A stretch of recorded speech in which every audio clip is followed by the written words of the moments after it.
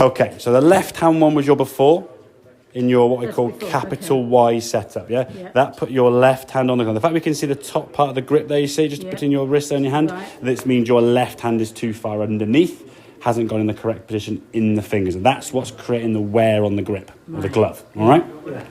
That's going to cause some issues in terms of your ability to hinge. So as you go back now, there's no real hinge of the wrist, and you're lifting, exactly, because you have your arms are lifting the club up rather than you able to hinge it, okay?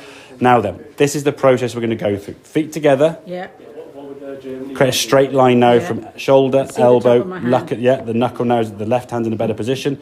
Club face is straight, so the club is what we call leaning forward slightly, okay? So I'm really only going to move my right leg there. A little bit of left, a little bit, yeah, exactly. Probably small, your left foot would probably go somewhere about there, and your right foot would be somewhere about there, okay?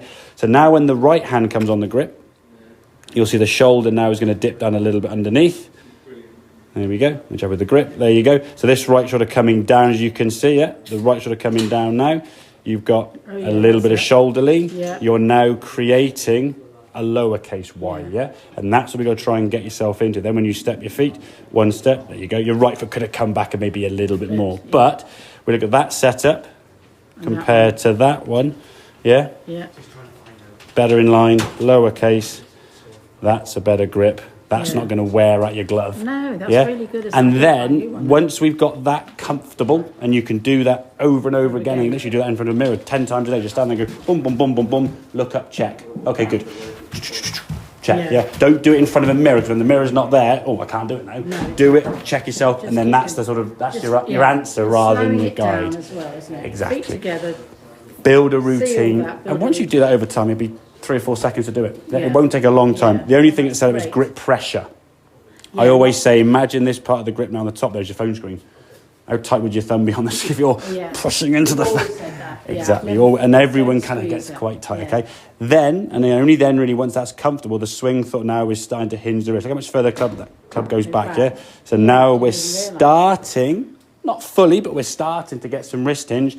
So we can come back to the golf ball. Good strike there at impact, and the hands, what we're looking for is get them more in line, that's fine with that. Because if you try and lock it, what's that going to cause you to tension, okay? Look, body parts are going to bend, okay? Don't try and lock everything out. Don't try and keep arms straight, head down, knee.